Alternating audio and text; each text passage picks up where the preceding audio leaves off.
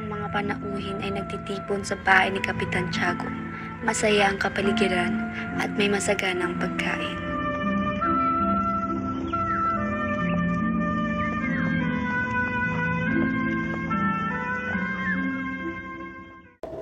Maligayang pagdating sa aking mga kaibigan at kasamahan. Naway magsaya tayo ngayong gabi at magdiwang ng ating pagkakaibigan.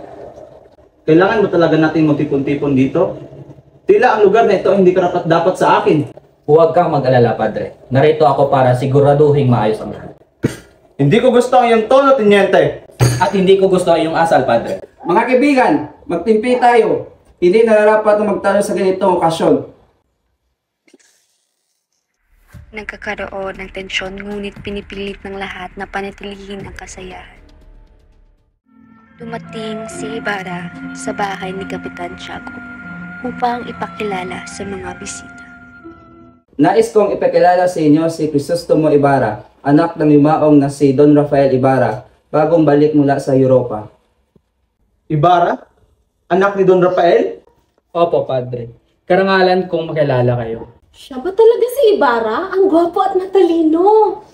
Salamat sa inyong pagtanggap. Ako ay nagagalak na makabalik na sa ating bayan.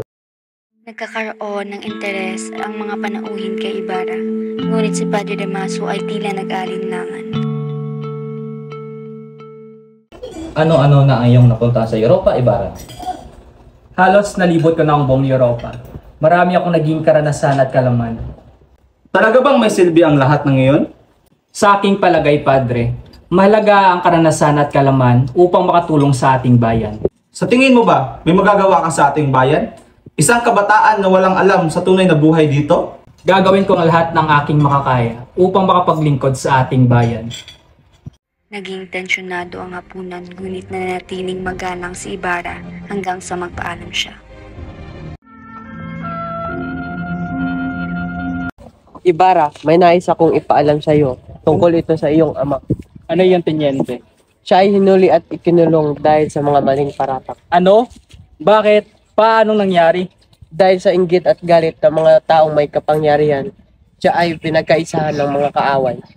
Napakasakit malaman ito, Teniente. Hindi ko alam na ganito palang sinapit ng aking ama. Mahirap man ang kanyang pinagdaanan, ngunit huwag kang mawala ng pag-asa. Pagpatuloy mo lang ang kanyang mga pangarap.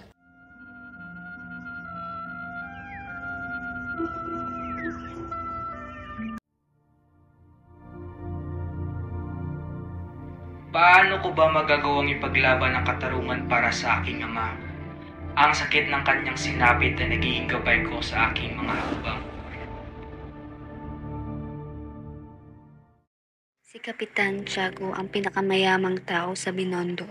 Siya ay malakas sa gobyerno at kasundo ng mga tao dahil sa kanyang yaman. Ngunit sa kabila ng kanyang kayamanan, marami ang nagsasabing siya ay walang awa at mapagsamantala.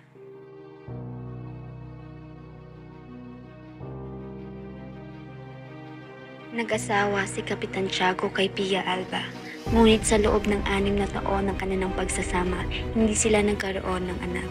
Sa payo ni Padre Damaso, sila ay nagnobena at namanhik sa iba't ibang lugar. Hindi ko maintindihan, ngunit tila may kakaibang pakiramdam ako sa aking pagbubuntis. Si Pia Alba ay nagbuntis at nagsilang kay Maria Clara. Ngunit siya ay nagkasakit at namatay matapos manganak.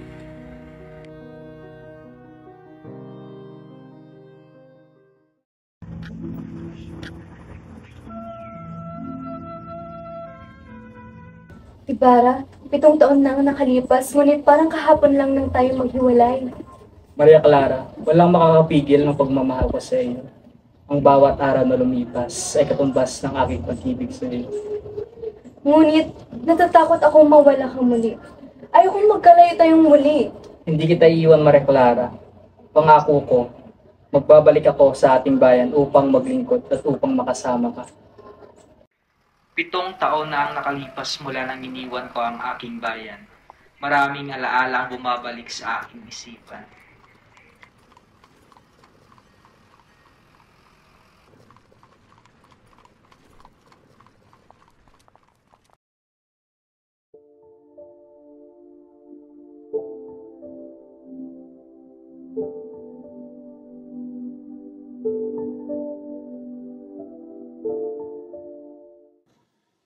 Ako ho'y magpapaalam, Ama.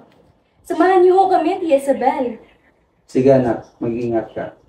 Maria, patungo na tayo.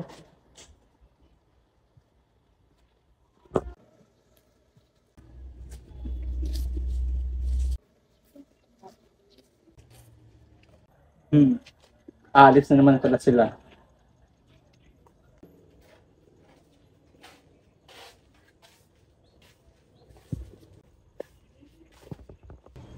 Padre, tayo mag-usap ng tahimik. Oo, Kapitan. Ano ang nais mong pag-usapan? Alam mo bang may kakaibang dinaramdam ako sa paligid? May pagkaramdam akong may nangyayari sa likod ng lahat na ito.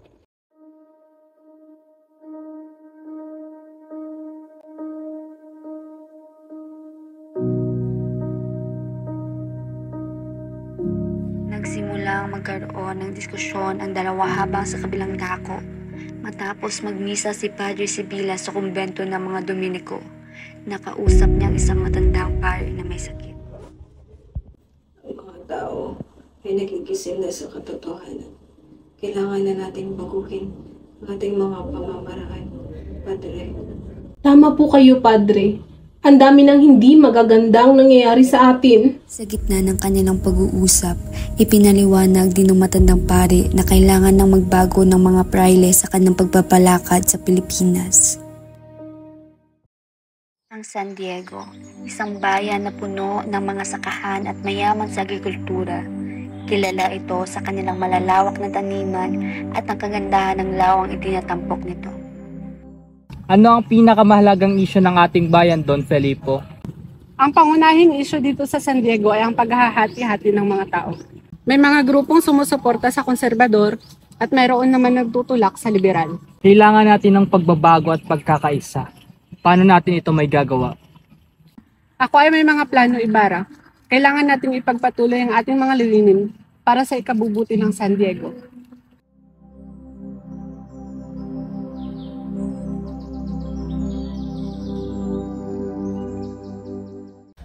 Sa bayang San Diego, dalawa ang kinikilalang pinakamakapangyarihan, ang Kura at ang Alperes.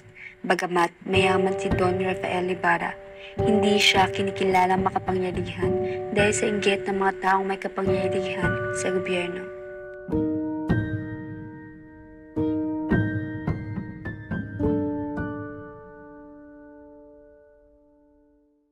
Sa pagdiriwang ng Todos Los Santos sa San Diego, nagkakaroon ng magulong aktibidad sa sementeryo. May mga taong naghahanap ng puntod ng kanilang mahal sa buhay, habang may iba naman ang nakatutok sa kanilang mga panalangin. Alam mo kapatid, hapon na ay may hinukay akong bangkay. Inutusan ako ng kurang malaki na ilipad ang puntod sa sementeryo ng mga Inchi. Talaga? Ano ang dahilan? Hindi ko nga alam eh. Sino ba naman ako para tumanggi?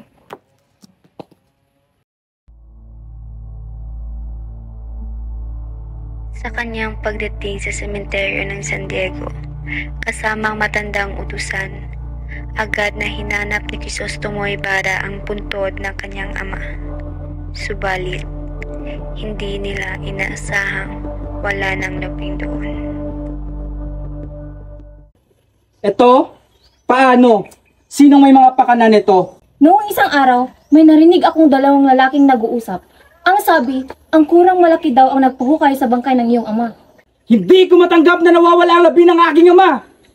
Talaga bang ito ang ginagawa ng mga papang-aping praile?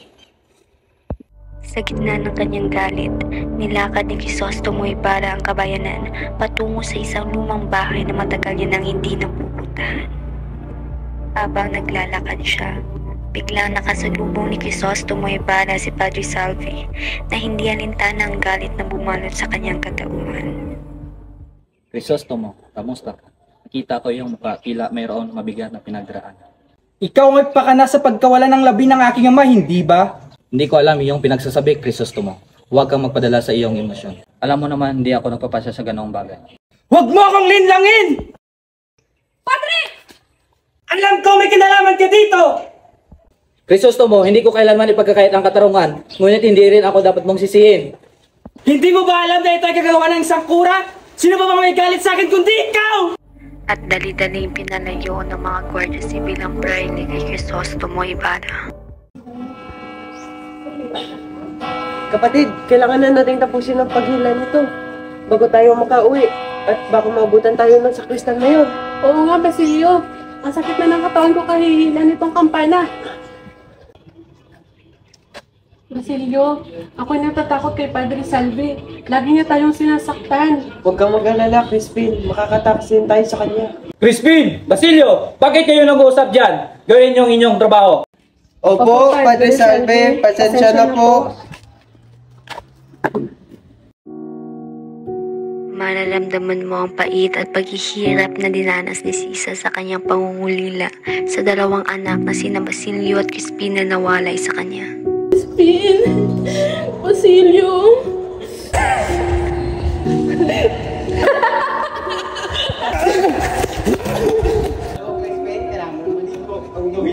Ano ka ba? Habang pa ako naligo. Bigyan mo din ako. Abutin mo, Crispin. Kuya, bigyan mo ako. Umuwi na tayo, Crispin. Baka makalimutan tayo.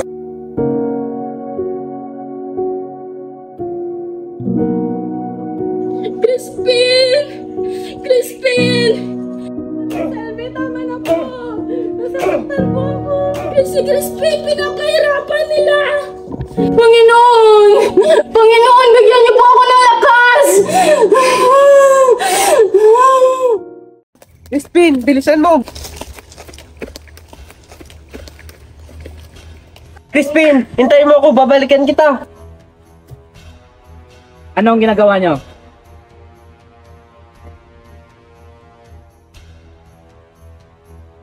Kung may kapal, gabayan mo po ako pauwi at upang mailigtas ko si Crispin.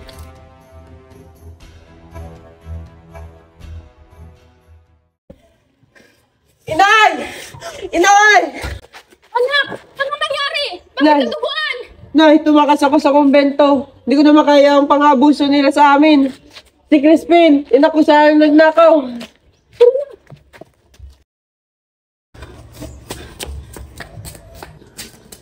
Crispin! Nasaan ka, anak? Crispin! Wala dito ang iyong magnanakaw na anak. Sila ay lumayas kagabi. Magandang umaga po, Kura. Ilabas niyo na po ang aking mga anak. Gusto ko po silang makita. Wala nga rito iyong mga anak. Umalis ka na. Crispin! Crispin! Nandito ka ba? Crispin! Crispin!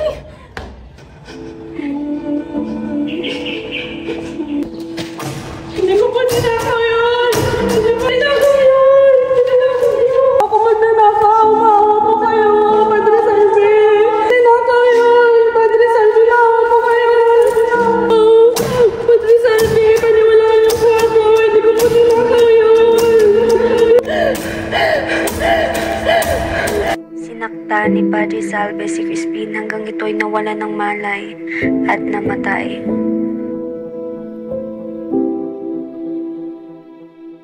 Sa loob ng eskwela, makikita si Crisostomo Ibarra at ang guro na nag-uusap, puno ng pagpapaliwanag at pagpapakumbaba.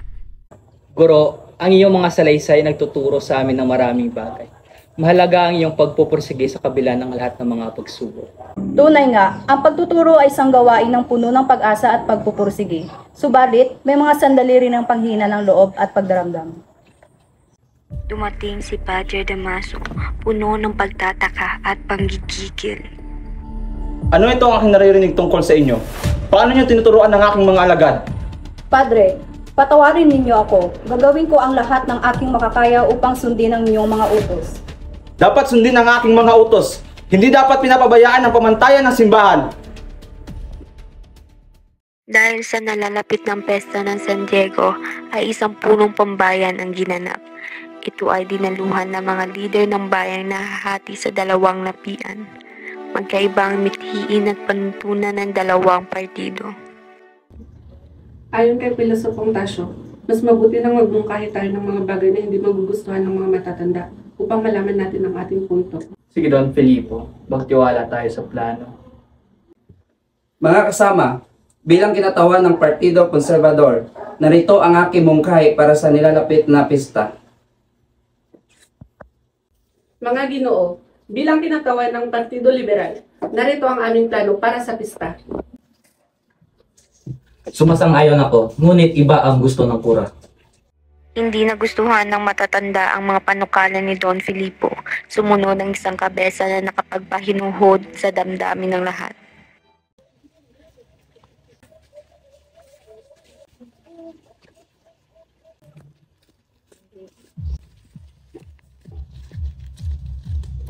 Nasaan ang mga nagnanakaw? Wala po sila rito. Hindi ko pa po sila nakikita. Hindi kami naniniwala sa'yo. Sumama ka sa amin. Mawag ko kayo! Huwag niyo po ako isama! Si Sisa! Si Sisa! Bakit siya dinadapat ng Guardia Civil? Si Sisa! Sa San Diego, maraming taong abala sa paghahanda para sa pista. Usap-usapan na ang pagdating ni Maria Clara at Tia Isabel. Tuwang-tuwa ang marami sa pagdating ng dalaga sapagkat bukod sa kinagigiliwan nila, ang dalaga ay hinahangaan din nila ang kagandahan nito. Naku, ang ganda talaga ni Maria Clara. Ang ganda si Maria Clara. Ganda-ganda niya!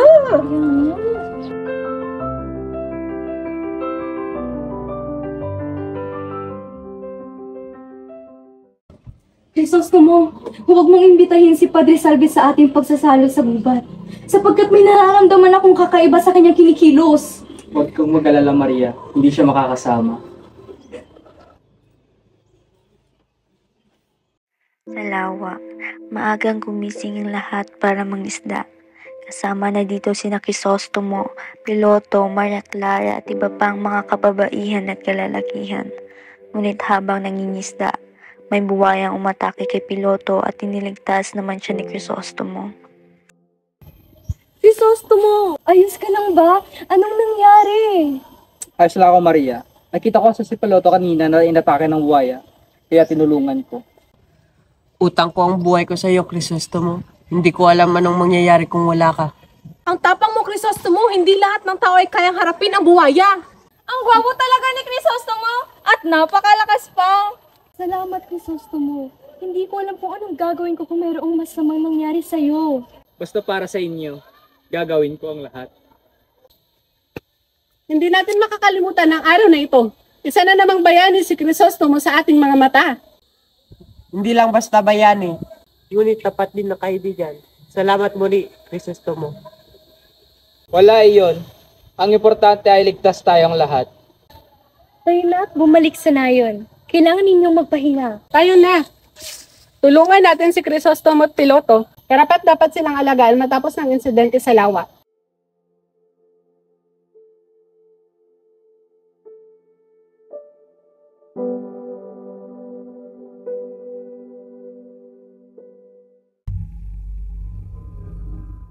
Salamat sa inyong pagdalo. Masayang pista ito para sa ating lahat. Si Maria Clara ay naglalakad papuntang batisan at umupo sa mga batuhan. Siya ay walang malay kung saan. Palihim siyang tinitignan ni Padre Salve mula sa kagubatan. Ang ganda naman ni Maria. Nasaan ang mga anak ko? Sinong babaeng iyon? Hanapin niyo siya. Baka kailangan niya ng tulong. Sumama ka sa amin! Anong kasalanan ko?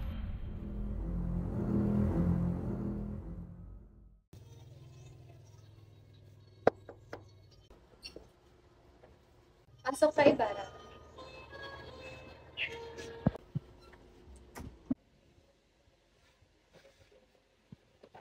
Anong may tutulong ko sa iyo, Ibarra? Ano ang mga kahulugan ng simbolong ito? Ang simbolong ito ay aking sinadya sapagkat kung ito ay bumabase sa paraang naiintindihan ngayon, ito ay kanilang susunugin. Ang aklat na ito ay hindi para sa henerasyong ito, kundi para sa susunod pang mga sarili. Nais ko sana magpatayo ng paralan sa San Diego. Ano bang dapat kong gawin? Huwag kang humingi ng payo sa akin. Mas mabuti na sumangguni ka sa mga kura at alkalde, hindi nila ako naiintindihan. Bakit po ganun? Ano po bang dapat kong gawin? May mga bagay na dapat mo silang alam. Ang kapangyarihan dito sa San Diego ay nasa kamay ng simbahan, kaya mag-ingat ka. Sa San Diego, abala ang lahat sa paghahanda para sa Vesperas ng kapistahan. Ang mga tahanan ng may kayang pamilya ay puno ng dekorasyon at mamahaling mga kagamitan.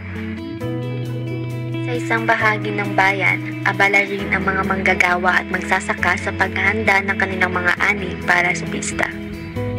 Ito na atang pinakamaganda nating ani.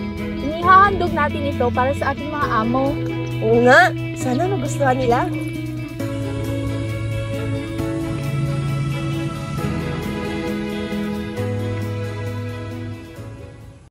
Samantala, sa isang bahagi ng bayan, abala si Ibarra sa pagpapatayo ng kanyang paaralan. Marami ang humanga sa kanya, ngunit may ilan din ang palihim na nagtatamasa ng sama ng loob. Magiging malaking tulong ito sa edukasyon ng kabataan para sa San Diego. Napakagaling mo, Ibarra. Lahat ng gastos dito ay galing sa'yo. Ngunit, bakit ayaw niyang tumanggap ng tulong mula sa mayayaman at mga pari? Hindi maganda ang mga ginagawa ni Ibarra. Bakit niya tinanggihan ang mga tulong ng may mga kapangyarihan? Tama ka, dapat hindi siya nagmamagaling.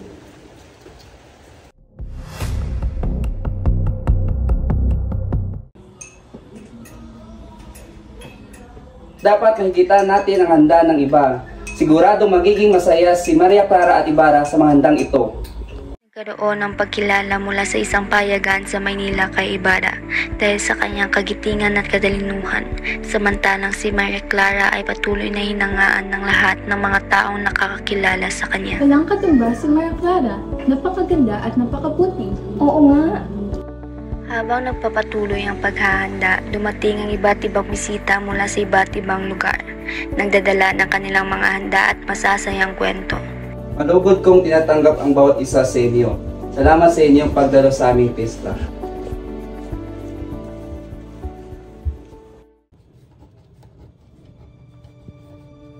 Narito ang aking mga saloobin hinggil sa masayang pagdiriwang sa San Diego.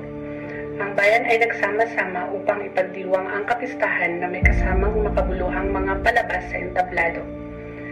Napakamakulay at masigla ang prosesyon, kung saan nagbigay-pugay ang lahat sa aming pinakamapangyarihang bisita. Sa kanyang pagdating, nag-alay ng malalim na kahulugan ang mga gawain na marami sa amin. Sa pagsasalo ng hapunan, aking nadama ang matinding kasiyahan at ligaya. Kasabay ng pagdiriwang, kasama ang mga kilalang personalidad tulad ni Padre Damaso at Kapitan Tiago. Aking natuklasan ang kanilang mga kwento at mga pagtataksil sa mga kaibigan at mga kaaway. Mahal kong Crisostomo, sa kabila ng ligaya at kasiyahan ng kapistahan, ang iyong kahit konting pagkabahala ay siyang nagdala sa akin ng malalim na pangamba. Hindi kita nakitang naroon at tila ako'y nag-aalala. Sana'y maayos ang iyong kalagayan at muling makita kita ng masaya. Sa mismong araw ng pista, nagtipo ng lahat sa simbahan.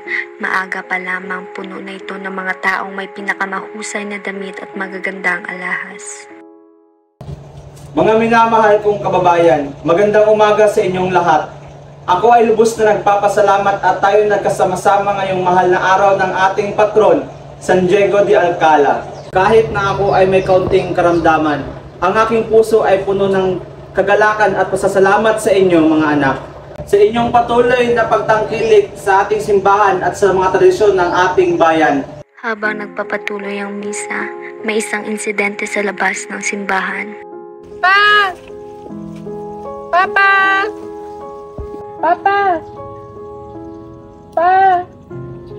Papa! Tingnan mo si Padre Salvi, tinatawag na papa na isang sanggol.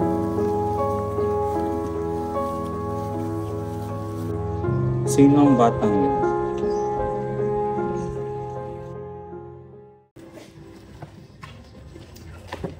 Pakiusap naman ko, huwag tayo magtulakan. Ito, nagtutulakan? Naanyayahan ko po kayong lahat na manalangin. Akapuris at yun. Parang may hindi tama si Padre Salvi ngayon. Ano nangyari sa kanya? Himaya sa Diyos, sa kahitaasan, himaya. Matapos ang misa ni Padre Salvi, nag-aabang ng lahat para sa sermon ni Padre Damaso. Ano kaya ang sermon ni Padre Damaso ngayon? Mga minamahal kong anak, sa araw na ito ay ating pag-uusapan ang mga bagay na kinakailangang pagtuunan ng pansin. Ang kaluluwa natin ay mahalaga at dapat nating pangalagaan mula sa mga kapahamakan ng mundo. Isipin ninyo ang kahalagahan ng bawat sandali sa paghahanda para sa kabilang buhay.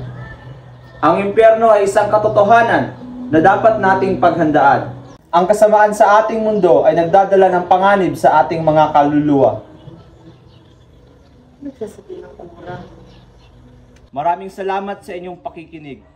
Magdasal tayo para sa kaligtasan ng ating mga kaluluwa.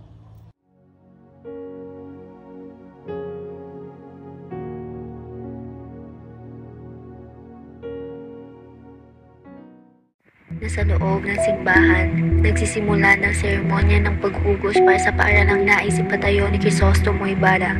Napapalakpak ang mga tao sa kagandahan ng makinang nagagamitin. Mga minamahal kong kababayan, ako ay lubos na nagpapasalamat sa inyong pagdayo dito sa seminaryong ito. Ang hakbang na ito ay patunay ng ating dedikasyon sa pag-aaral.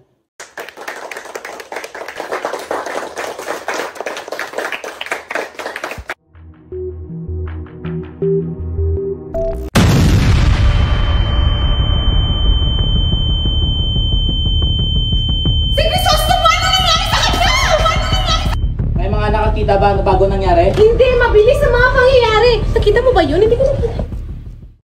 Sa tahanan ni Ibarra, dumalaw si Elias upang makipag-usap kay Crisostomo. Silang dalawa ay nakaupo sa beranda na nakaharap sa bukirin.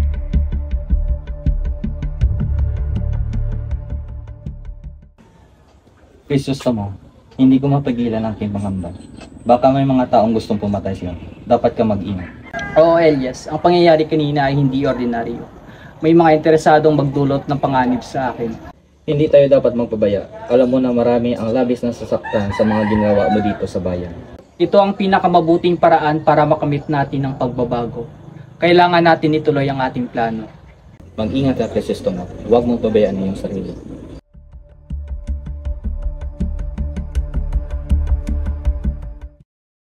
Sa tahanan ni Kapitan Tiago, nagkakatipo ng mga kilalang tao ng San Diego para sa isang masayang pananghalian. Lahat ay magagaan ng kalooban at nag-uusap ng masigla. Ano ito? Ang Kapitan General ay dumarating dito sa ating bayan. Tunay nga, Kapitan Tiago. Kailangan nating maghanda para sa pagdating niya. Magiging pagkakataon ito para sa ating bayan. Si Crisostomo Ibarra pala ang ating bisita ngayon. Padre Damaso, ako ay nagagalak ngayon na makasama ka sa ganitong panauhin. Alam mo ba, Crisostomo, may mga bagay tayong dapat pag-usapan. Ang iyong mga gawain sa bayan ay tila nakakabahala sa ilang mga tao. Opo, Padre. Hindi ko nais na magkaroon ng anumang problema dito sa ating bayan. At ang iyong ama, si Don Rafael, isang filibustero, isang traidor sa kanyang bayan. Huwag mong laitin ang aking ama! Crisostomo, tigilan mo yan! Napakalmahan nila si Ibarra at inilayo siya kay Padre Damaso. Napalibutan ng kaba at hindi malamang anong mangyayari ang pinagsama sa tahanan ni Kapitan Tiago. Sa Plaza Mayor ng San Diego, kumalat na ang balita tungkol sa insidente sa pagitan ni Ibarra at Padre Damaso. Magulo ang usapan ng mga mamayanan habang pinag-uusapan ang pangyayari. Mali ang ginawa ni Ibarra. Dapat sana'y nabaan na lamang niya ang kanyang pasensya. Oo nga! Sino ba naman na makapagsasabi kung ano ang mararamdaman niya? Walang sino man ang may karapatan na humamak sa alaala ng isang namayapang ama. Paano na ang paaralan na pinagtayo ni Ibarra? Kung hindi matutuloy, paano ng mga anak natin na siya lang ang pag-asa?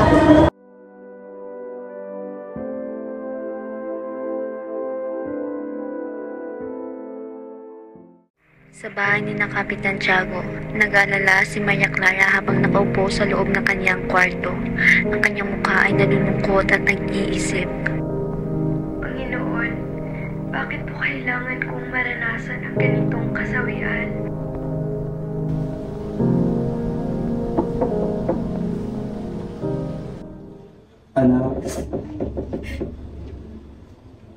Ama, Bakit po pinaputol ang aming relasyon? Hindi pa ho ba sapat ang mga pagsubok na dumaan sa amin ni Crisostomo? Maria Clara, kailangan natin sundin ang mga utos ng mga praile. Hindi ko naman gustong mangyari ito. Pero Ama, mahal ko si Crisostomo. Ako na lang ang nag-iisa niyang kakampi. Paano na lang ang aking mahal? Sa simbahan, pinag-uusapan ng mga praile ang mga susunod na hakbang. Kailangan natin siguruhin wala na magiging hadlang sa parusa kay Ibarra. Oo nga, kailangan natin mag-ingat. Huwag natin hayaan magtagumpay ang mga plano niya laban sa simbahan.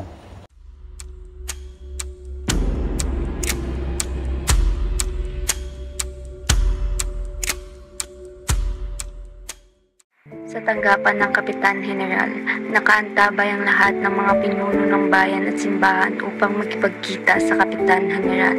Naroon din si Crisostomo Ibarra, inaasahang ipinahanap ng Kapitan General para sa kanilang pag-uusap. Crisostomo Ibarra, ako'y natutuwa na makausap ka ngayon. Ang karangalan po ay akin, Kapitan General.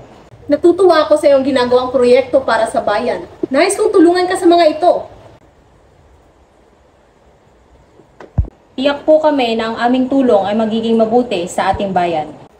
At sa iyo, Kapitan Tiago, salamat sa iyong pagkakaroon ng isang magandang anak. Napakapalad mo sa iyong mamanugangin. Salamat po, Kapitan General. Ito po ay isang malaking karangalan sa amin. At bilang pagkilala sa inyong mga ambag, nais kong maging ninong sa inyong kasal. Maraming salamat po, Kapitan General. Ito po ay isang malaking karangalan para sa aming lahat. Maraming salamat po, Kapitan General!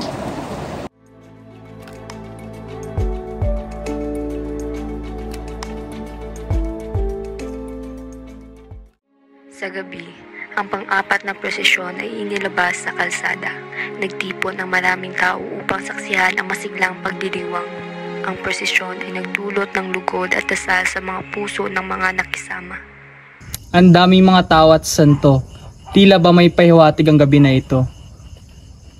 Sa loob ng kanyang bahay, nakakulong si Doña Consolacion habang ang buong bayan ay abala sa pista. Pinagbawalan siya ng kanyang asawang tinyente na lumabas. Sa kabila ng pagkakulong, nagawa pa rin niya maghirap kay Sisa. Sisa! Halika na rito! Umawit ka nga!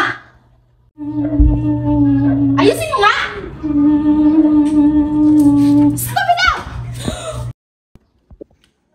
Kung ayaw mong magdusa, makinig ka! Kawawa naman si Sisa. Hindi makatarungan ang ginagawa sa kanya ni Doña Consolacion.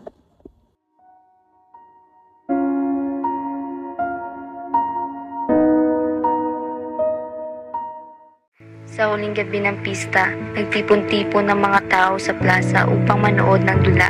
Si Don Filipo ang nagmamando sa pagdiriwang. Mga kababayan, narito na ang huling bahagi ng ating pagdiriwang. Sana ay magustuhan ninyo ang dula na handog natin ngayong gabi.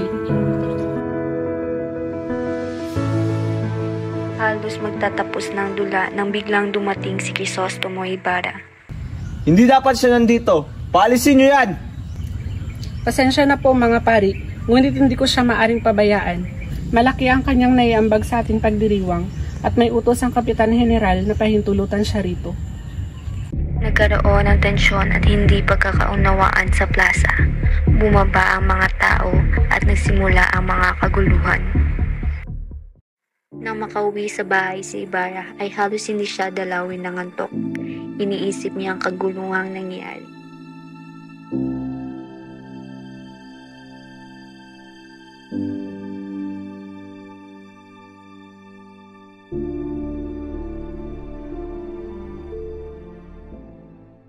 Crisostomo, meron akong masamang balita. May sakit si Maria Clara at papunta ako sa Batangas. Meron ka bang ipagbibigay alam? Seryoso bang sakit niya? Sana'y maging maayos siya. Pakisabi na lang na magpagaling siya at mahal na mahal ko siya. At ikaw, Elias, anong plano mo? Meron akong kailangang gawin. Mag-ingat ka, Crisostomo.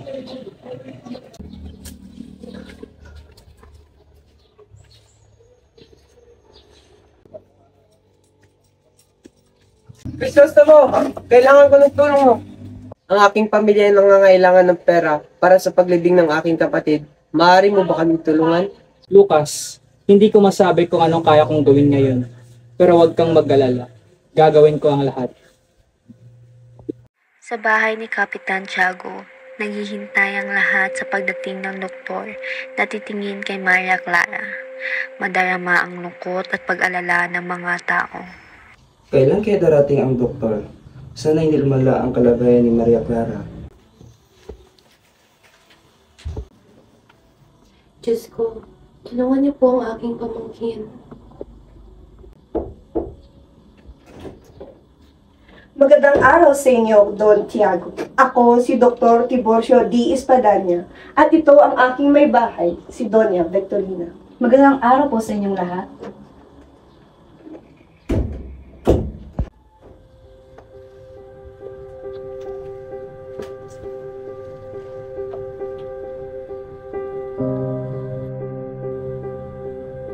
Habang sinusuri ni Dr. Tiborcio si Maria Clara, nagsimula si Doña Victorina na magkwento tungkol sa kanilang buhay mag-asawa. Alam niyo, hindi naging madali ang aming buhay mag-asawa. Nagpakasal kami ng hindi dahil sa pag-ibig, kundi sa aming mga pangarap at pangangailangan. Ngunit kahit ganun, narito kami para tumulong. Salamat sa inyo, Doña Victorina at Dr. Tiborcio. Sana'y matulungan ninyo ang aking anak. Huwag kang mag-alala, Don Tiago. Si Maria Clara ay may lagnat lamang. Sa ilang araw ay gagalingin siya. Basta painumin mo lang siya nitong gamot. Sa pagdating ng mag-asawang de Espadanya, nagkaroon ng kaunting pag-asang pamilya ni Maria Clara at naibsan ng kanilang kalungkutan. Sa tahanan ng mga Praile, labis na nababahala si Padre Damaso dahil sa pagkakasakit ni Maria Clara. Dumating si Doña Victorina upang ipakilala si Alfonso Linares.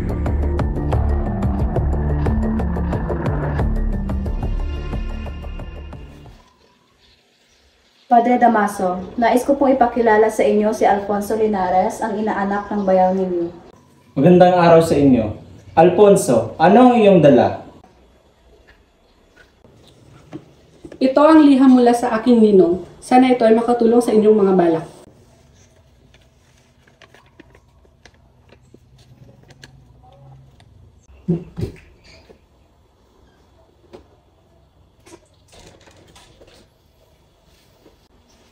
Padre Damaso, nais ko sanang humingi ng tulong tungkol sa kapatid kong namatay. Lumayas ka rito, Lucas. Wala kaming panahon sa iyong hinaing.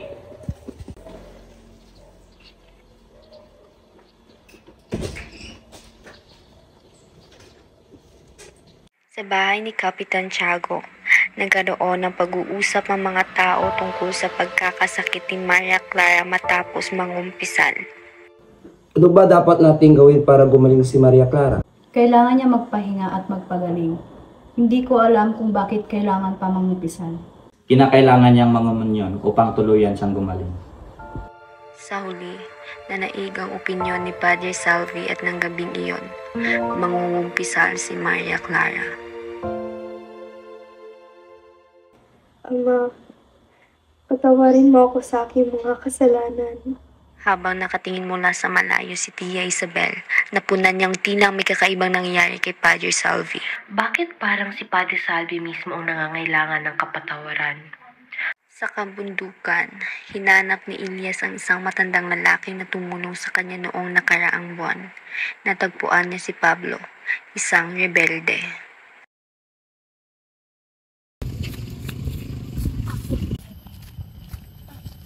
Pablo, matagal na kitang hinahanap. Kamusta na iyong kalagayan? Elias, patuloy pa rin akong nagtatago sa mga otoridad. Mahirap ang buhay na ito. Sinira ng mga Espanyol ang aking pamilya. Wala na kaming ibang magawa kundi ang magtago. Pablo, may kilala akong mayamang tao na handang tumulong sa atin. Kakausapin ko siya at gawin kong lahat para makatulong sa ating mga inaapi.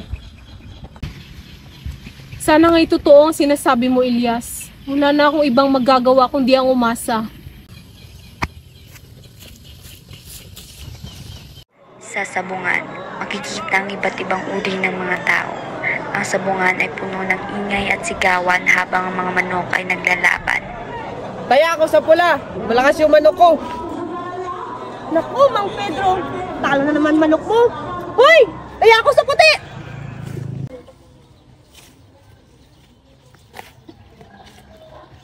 Ibarra, dito mo makikita ang tunay na mukha ng ating bayan. Nakakatuwa, ngunit nakakabahala dito. Maraming tao ang nauubos ang pera dahil sa sugal. Natalo na naman ako. Wala na akong pera sa pamilya ko.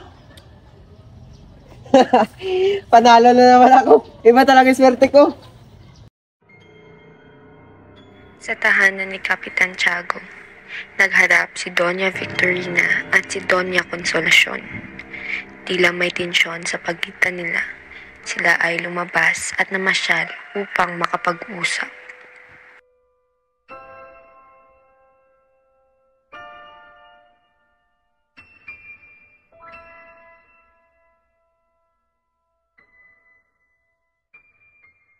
Doña Consolacion, bakit ka naririto? Hindi ka naman inimbitahan. At bakit naman hindi? May karapatan ako magpunta dito. Kapag hindi hinamon ni Neres ng duelo ang sinyente, ibubunyag ko ang iyong lihim. Subukan mo lang, makikita mo kung sino ang mas malakas. Ano ba ang nangyari sa inyo? Bakit parang may alitan? Wala itong kinalaman sa iyo, Kapitan. Aalis na ako. Salamat.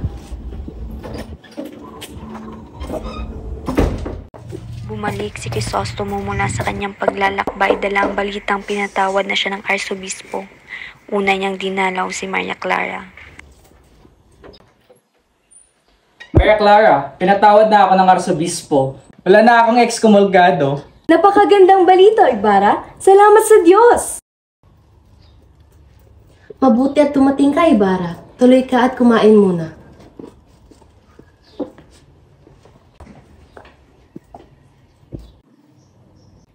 Maria, sino siya at bakit siya naririto? Siya si Alfonso Linares, inaanak ni Padre Damaso. Kailangan ko na palang umalis, Maria Clara. Tia Isabel, marami pa pala akong gagawin. Paalam, Ibarra. Mag-iingat ka. Sana'y maayos ang lahat, Ibarra. Paalam.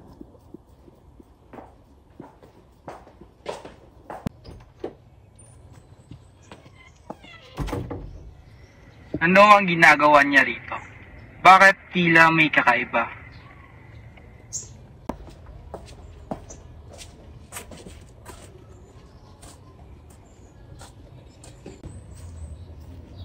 Oh, Elias, bakit ka naririto? Hindi ka naman kasali sa listahan ng manggagawa ni Maestro Juan. May mahalaga ako sasabihin sa iyo, Crisostomo. Magkita tayong mayang hapon. Mahalaga ito. Sige, magkita tayo. Sana ay wala itong kinalaman sa mga kaguluhan. Makikita mo, Crisostomo, may mga bagay kailangan mong malaman para sa ating bayan.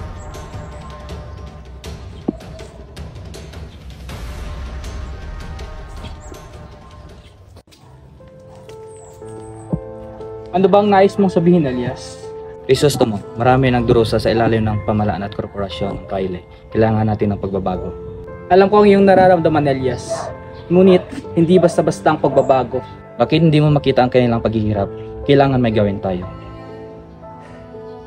Hindi pa panahon, Elias. Kailangan natin mag-isip ng maayos na paraan. Crisostomo, hindi na natin kayang hintayin pa. Ang mga tao ay nagdurusa na. Naiintindihan ko, Elias. Sabihin mo sa akin ang iyong kwento. Nais kong malaman ang iyong pinagdaanan upang higit ko maunawaan ang hinaing ng ating mga kababayan. Sige, Crisostomo, ikikwento ko sa iyo ang lahat. Ibinahagi ni Elias kay Ibarra ang mapait na kaysaysayan ng kanyang angkan. Ang aking nono ay naparatangan ng kasalanan na hindi niya ginawa. Dahil sa kawalan ng hustisya, nagdusa ang aming pamilya. Napakalupit ng kanilang ginawa. Bakit ganito ang sistema? Ang mayayaman ay malayang nakapagsasakdal na walang katotohanan. Ang mahihirap ay walang laban. Ang aking ama ay biktima ng kawalan ng hustisya. Elias, hindi ko alam na ganito kalupit ang nangyari sa iyo at sa iyong pamilya. Ibarra, kailangan mong manguna sa pagpaparating ng karaingan sa ating bayan. Ikaw ang inaasahan namin. Hindi pang panahon, Elias. Kailangan natin magantay ng tamang pagkakataon. Hindi tayo titigil hanggat di natin nakakamit ang hustisya. Magpatuloy tayo sa laban. Naging balisa si Alfonso dahil sa matinding pagbabanta ni Doña Victorina. Kung hindi mo harapin ang tinyente sa duelo, ibubunyag ko ang iyong lihim. Huwag, Dona Victorina. Gagawin ko ang lahat ng iyong nais. Ibarra, tila nagbago na aking pananaw sa iyo. Kapitan Tiago, nais ko makausap ng sarilinan si Maria Clara. Crisostomo, maaari mo makausap si Maria Clara?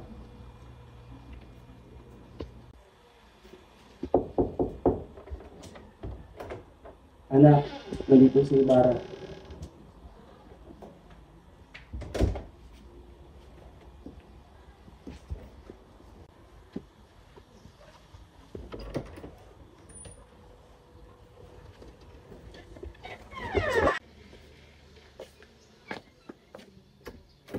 Anong nais mo sabihin, Crisostomo?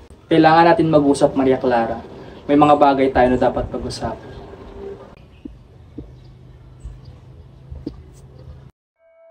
May mga lalaki nagtagpo sa sementeryo upang pag-usapan ng isang balak. Kapag isinagawa ang balak, sisigaw tayo ng mabuhay si Don Crisostomo. Sisiguraduhin natin walang makakaalam sa ating plano.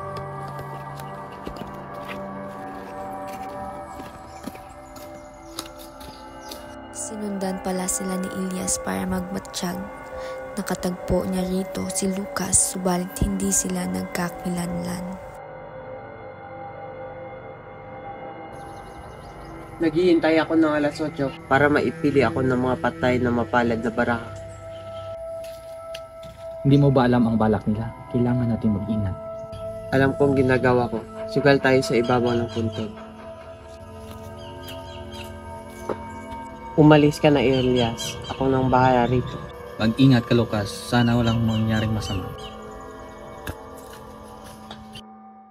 Nabukasan ng pagtagpo ni na Elias at Lucas ay naging usap-usapan sa bayan ang nakitang ilaw sa sementeryo na nagdaang gabi. Nakita mo ba yung ilaw sa sementeryo kagabi? Oo, may mga lalaki din ako naririnig na nag-uusap.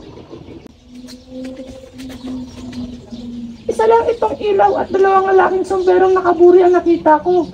Habang abala ang lahat sa pag-uusap tungkol sa pangyayari sa sementeryo, pinisita naman ni Don Filipo si Pilosopong Tasio. Pilosopo Tasio, kumusta ka na? Bakit hindi ka umiinom ng gamot mo? Ang mamamatay na hindi na nangangailangan ng gamot.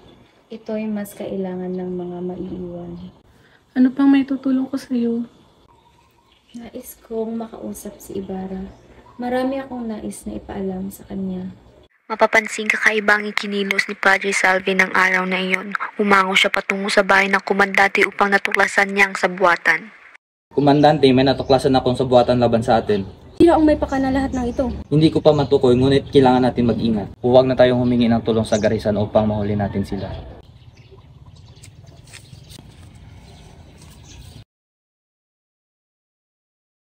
Crisostomo, may malaking panganib na paparating. Kailangan mong umalis. Ano ang nangyayari, Elias? May sabuatan laban sa iyo. Hindi kita pababayaan. Umalis ka na. Hindi ko alam kung ano ang gagawin. Pero salamat, Elias. Mag-iingat ako. Sa kabanatang ito, magaganap ang isang kapahamakang bunga ng kasabuatan. Lulusubin ng kwartel at ang pagbibintangang may pakana ng lahat ay si Crisostomo Ibarra.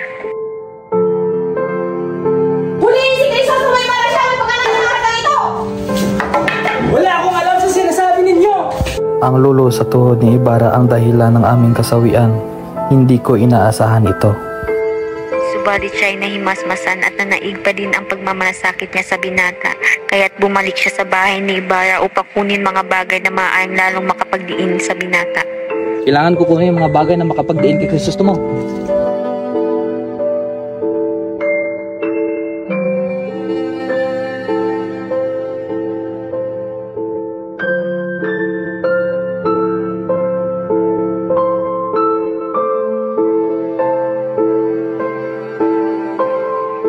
Patawad, Crisostomo. Kailangan kong gawin ito para sa iyong kaligtasan.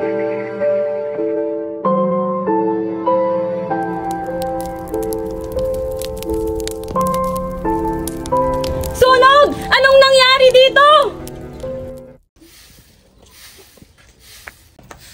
Narinig mo ba yung kagabi? Nilusob daw yung kwartel.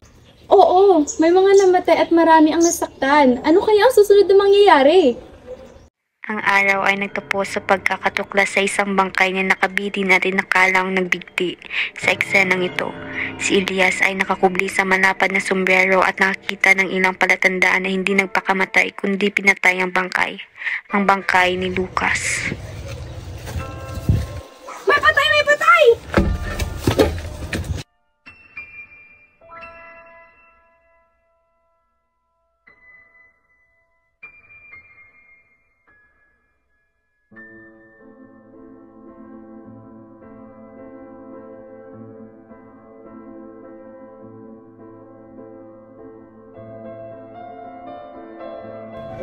Basta sa kanyang bangkay, siya ay nagbigti.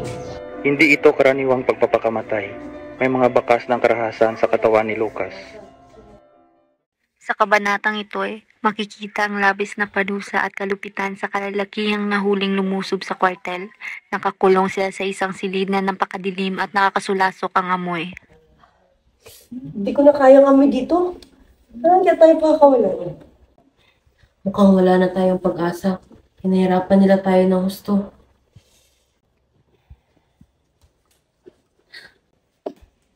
Tarsilo, sabihin mo ng totoo! Si Don Crisostomo Ibarra ba ang nagbayad sa inyo? Hindi ko kilala si Crisostomo Ibarra! Ang ginawa namin ay para ipagiganti ang aking ama! Huwag kang magsinungaling! Pagsisihan mo ito!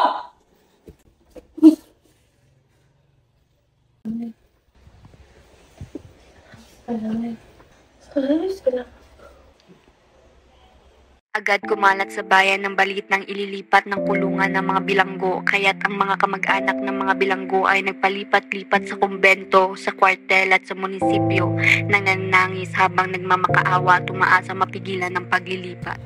Huwag niyo silang ilipat! Maawa kayo!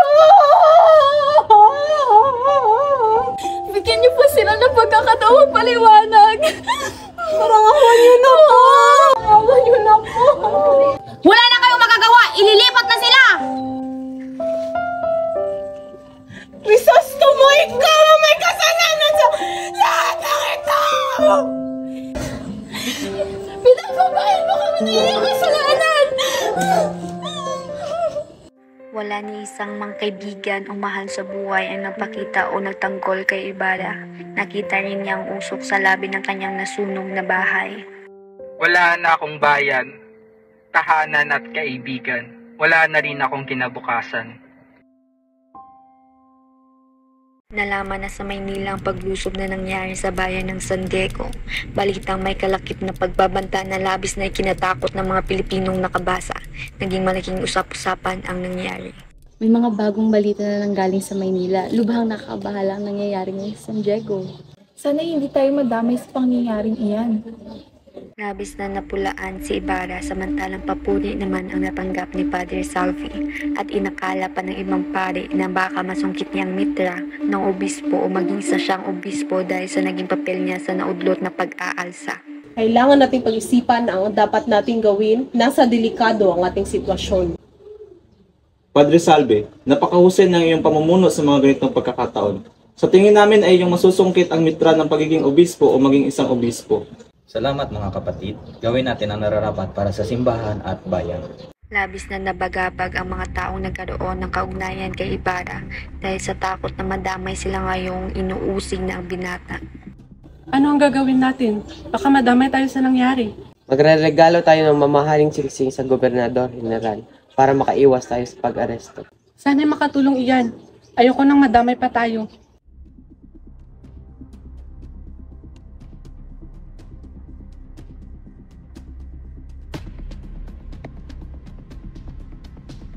Subalit nakasama pa pala ito dahil nang malaman na iba ang ginawa nilang pagbigay ng mamahaling bagay ay lalo silang pinagdudahan at naging sanhi pa ng pagkakaimbita sa kanya upang magpaliwanag at magbakasyon sa tanggapan ng pamahalaan.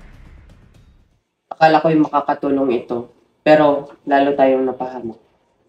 Sa handaan, dumalong iba't ibang personalidad tulad ni Padre Salvi, Padre Sibila, ang mga Franciscano at Dominicano, ang Alperes, ang mag-asawang Di Espadanya at si Teniente Guevara. Huwag kayong mag-alala mga kaibigan, hindi mabibitay si Ibarra. kundi papadala lamang siya sa malayong lugar. Mabuti naman. Nakakaawa rin si Ibarra kahit papaano. Oo nga, sana magtagumpay siya sa kanyang pakikibaka. Dapat sana'y mapawalang sala si Ibarra, kung hindi dahil sa liham ng isang dalaga na nagdiin sa kanya. Liham ng isang dalaga? Sino kaya nagbigay sa kanya ng ganoong liham?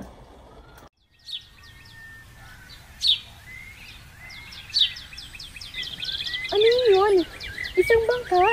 At may mga kasamang lalaki. Puno ng damo ang bangka at may sakay na 2 lalaki, sina Ilyas at Ibarra.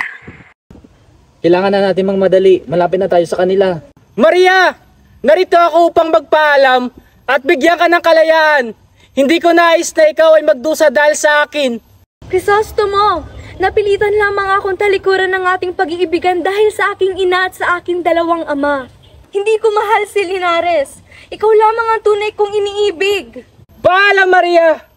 Hanggang sa uli! Maria Clara, huwag kang mag-alala. Magiging ligtas si Ibarra hanggang sa muli. Elias, mag-iingat kayo.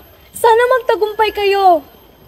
Pagkatapos makapag-usap ni Crisostomo at Maria Clara, naglayag sina Ilyas at Crisostomo habang pinag-uusapan ang kanilang pananaw ukol sa buhay, sa pamilya at sa bayan. Crisostomo, kailangan mo mang ibang bayan upang mabuhay ang tahimikang nalalabi mong mga araw. Kung mang ibang bansa man ako, Elias, isasama kita. Nagturingan tayong magkapatid. Hindi, Crisostomo, handa ako magtiis at mamatay para sa bayan hanggat ang Pilipino ay hindi nagkakaisa. Naiintindihan ko ang nais mo, Elias. Ngunit ako'y namulat sa nakakasuklam na kanser ng ating lipunan. Kailangan itong tuksain kahit sa madalas na paraan. Habang nag-uusap ay napadaan sila sa palasyo ng Gobernador General at napansin nila ang pagkakagulo ng mga sundalo.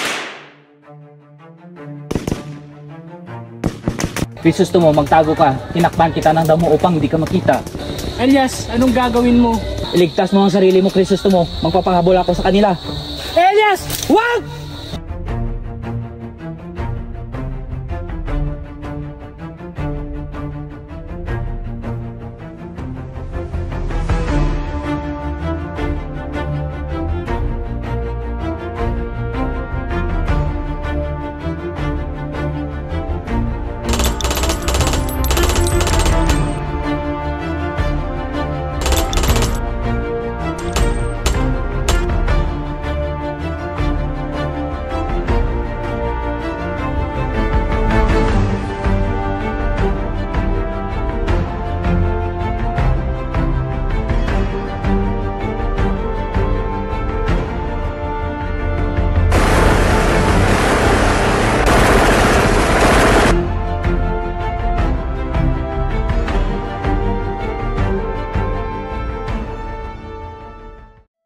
Si Maria Clara ay abala sa pag-iisip tungkol sa balita ng pagkamatay ni Ibarra, kahit na maraming regalo ang nakahanda para sa kanya.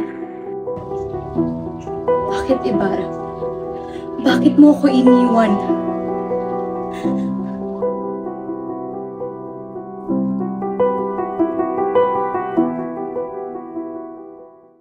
Maria Clara, anong nangyari sa iyo? Bakit ganyan kalungkot? Padre, kailangan ko ng tulong.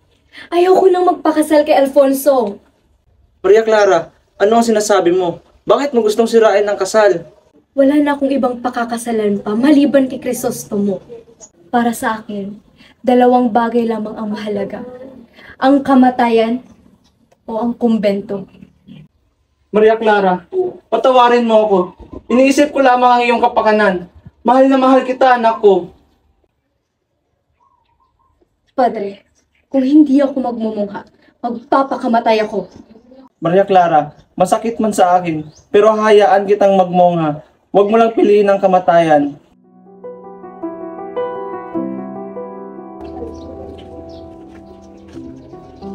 Diyos ko, patawarin niyo ako. Ako na lamang ho ang inyong parusahan at wag na ang aking anak na si Maria Clara. Sa isang dampa sa bundok, nakatira ang isang pamilyang Tagalog na nabubuhay sa pangangaso at pangangahoy. Nandito sina Basilio at isang batang babae. Inalagaan ng matanda si Basilio nung natagpuan niya ang sugatan. Ata, kamusta pakiramdam mo? Mabuti na po. Salamat po sa inyong kabutihan. Ako nga pala si Basilio. Nais ko pong punta ng aking inay bilang regalo sa kanya. Sigurado ka ba, iho? Baka mapahamak ka. Opo, Ginang. Naintindihan ko rin po ang panganib at gusto ko na rin po siyang makita. Sige, naway pagpalain ka ng may kapal sa iyong paglalakbay. Salamat po.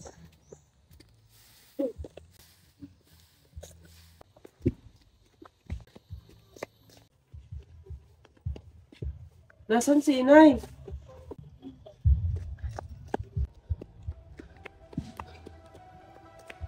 Inay!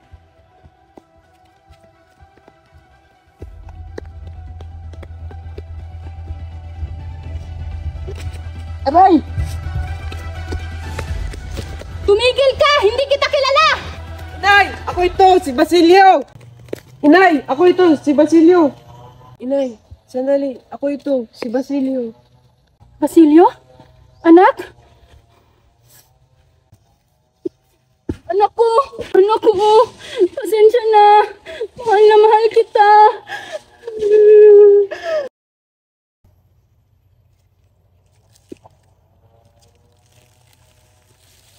Nay? Nay? Nay? Nay? Nay! Huwag mo kong iwan, Nay! Gumising ka, Nay!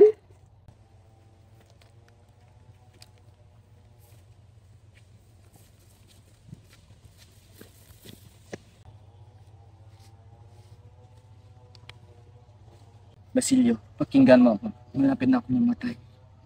Elias, anong kailangan kong gawin? Basilio, silaban mo aming mga bangkay. Sa ilalim ng puno ng baliti, may malaking kayamanan. Gamitin mo ito sa iyong pag-aaral. Elias, huwag kang magsalita ng ganyan. Tutulungan kita.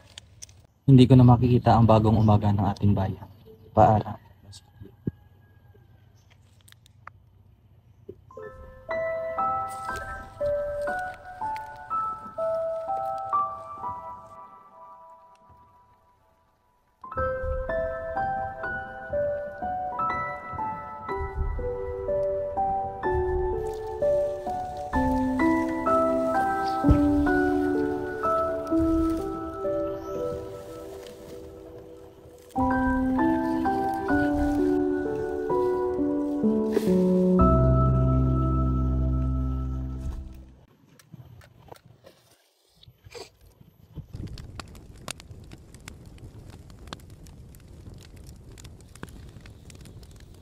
Sino bang walang galang na pasiga sa araw ng kapanganakan ng Hesus?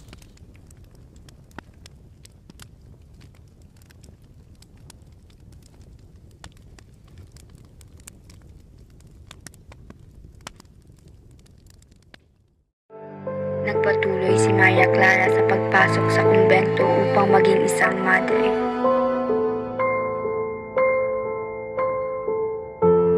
Si Padre Damaso naman ay natagpong patay sa kanyang higaan dahil sa labis na sama ng loob. May ilan ang nagsabi ito ay namatay sa alta presyon. May nagsabi namang ito ay binangungot. Padre Salve naman ay wala nang ginawa kundi mag-intay sa pinangakong pagiging obispo. Kailan darating ang aking panahon? Ako ay naging tapat na lingkod ng simbahan. Darating din ang aking pagkakataon. Nagkasakit at nangayat naman si Linares matapos iwan ni Maria Clara. Namatay ito sa sakit na dysenteria na nakuha niya sa pagkain na bili sa daan.